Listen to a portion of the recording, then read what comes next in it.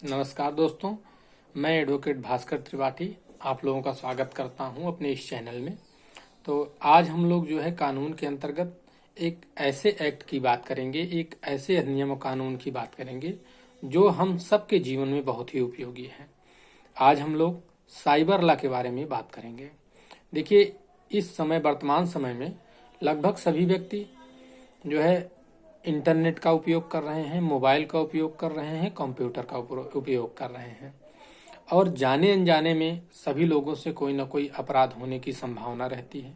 देखिए, जो जानबूझकर अपराध करते हैं उनको तो सजा मिलनी ही चाहिए, लेकिन कुछ अपराध कुछ लोगों से अनजाने में हो जाते हैं और उसके लिए भी सजा उनको मिलती ही है। चूंकि यदि आपने अपराध किया है तो आपको सजा मिलेगी।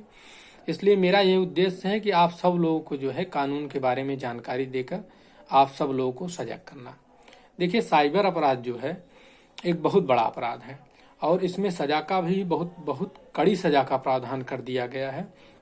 इसमें दो प्रकार की सजा है। एक तो आपको प्रतिकर देना पड़ेगा। मान लीजिए आपने किसी के डिवाइस को छेड़ा है तो उसके लिए आप प्रतिकर देंगे। और एक ऐसी अवस्था आती है जिसमें जो है प्रतिकर के साथ साथ अर्थात जुर्माने के साथ साथ जो है सजा का भी, दंड का प्रावधान किया गया है, कारावास की भी सजा दी जाती है।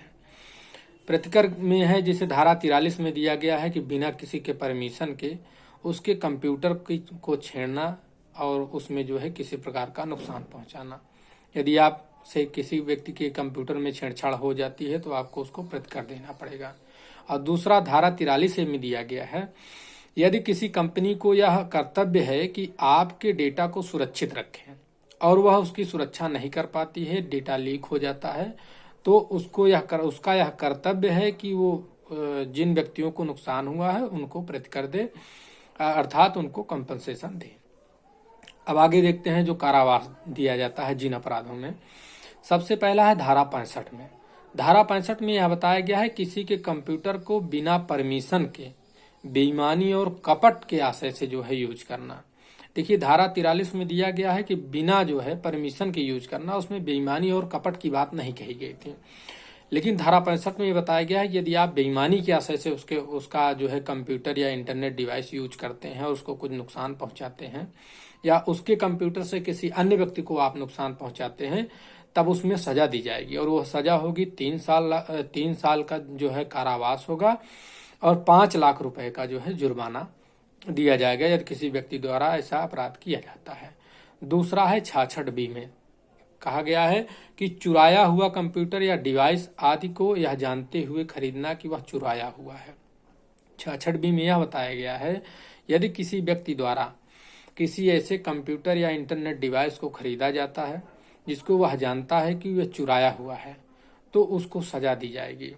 देखिए, होता क्या है कि हम लोग अपने यहाँ ऐसा होता है कि मान लीजिए किसी को कंप्यूटर या किसी इंटरनेट डिवाइस की आवश्यकता है तो वो सेकेंड हैंड की मांग करता है कि सेकेंड हैंड मिल जाए तो अपना काम चल जाएगा।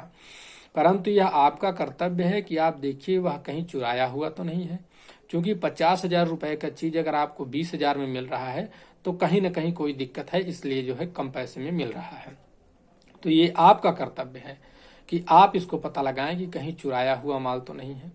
यदि चुराया हुआ माल है तो आपकी जो है जिम्मेदारी होगी कि 50,000 की चीज आप 20,000 में खरीदे हैं। इसका मतलब आपको यह आशय था, आपको यह जानकारी थी कि यह माल चुराया हुआ है, ये माना जाएगा और इसके लिए जो है 3 साल की सजा है और 1 लाख तक का जुर्माना का प्रावधान 66B के अंतर्गत किया गया है। अगला अपराध जो है कि प्रतिरूपण द्वारा छल।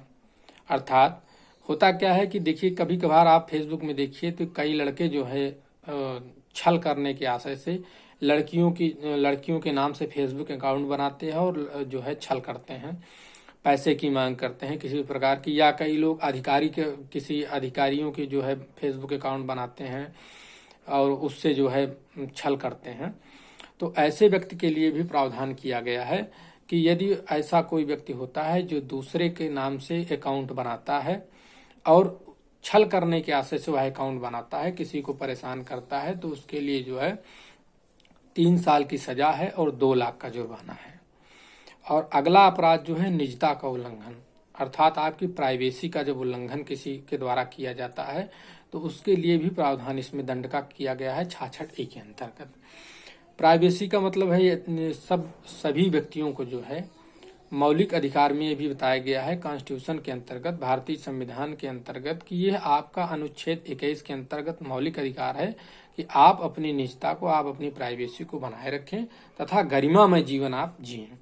परंतु कुछ लोगों की आदत होती है, वो किसी न किसी के जीवन में जो है हस्तक्षेप करते रहते हैं। जैसे ये आपका अधिकार है कि अब आप अपने घर में कैसे भी रह सकते हैं। मान लीजिए आप अपने कमरे में हैं, कैसे भी अवस्था में है, कपड़े में है या बिना कपड़े में है, या मान लीजिए कम कपड़े पहने हुए हैं, और कोई व्यक्ति जो है यदि आपका वीडियो बनाता है या फोटो लेता है, या कभी कभार होता है कि जो है महिलाओं को ब्लैकमेल करने की आशा से जो है नहाते वक्त या किसी समय उनका वीडियो बना लिया जाता है और उनको जो है ब्लैकमेल किया जाता है, तो ये उनकी प्राइवेसी का उल्लंघन है, उनकी निजता का उल्लंघन है।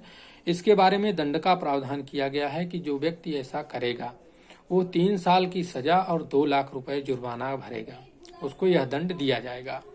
अगला अपराध जो है 66F में दिया गया है, साइबर आतंकवाद। देखिए, साइबर आतंकवाद सबसे बड़ा जो है इसमें बनाया गया है, अपराध बनाया गया है 66F के अंतर्गत। यदि कोई व्यक्ति साइबर आतंकवाद, मतलब देखिए एक तो आतंकवाद होता है, और जब आप इंटरनेट या कंप्यूटर डिवाइस से कोई आतंकवाद फैलाते हैं, भारत की एकता और अखंडता को जो है आप मतलब एकता और अखंडता को नुकसान पहुंचाते हैं या युद्ध की स्थिति यहाँ पैदा कर देते हैं, तो उसके लिए जो है आजीवन कारावास तक के दंड का प्रावधान किया गया है 66F में। अगला जो है अश्लीलता को प्रकाशित करना।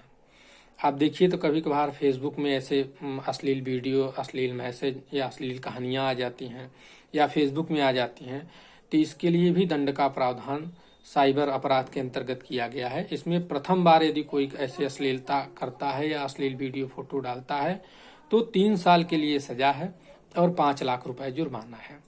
परंतु यदि इसके बाद भी वह करता है, दोबारा करता है या 2 से अधिक बार, 1 से अधिक बार करता है, तो हर अपराध में जो है उसको 5 साल तक का जो है कारावास दिया जाएगा और 10 लाख रुपए के दंड का प्रावधान किया गया है। तो कुछ यही अपराध हैं जिनको जानना हमको बहुत आवश्यक है, क्योंकि वर्तमान समय में सभी व्यक्ति जो है कंप्यूटर चला रहे हैं, मोबाइल चला रहे हैं, जाने अनजाने में उनसे अपराध हो जाता है। तो हमारा कर्तव्य है कि हम आपको जो है सचेत करें, और आपका कर्तव्य है कि अपने देश की प्रगति में आप अपना योगदान बढ़ाएं। ठीक है, धन्यवाद।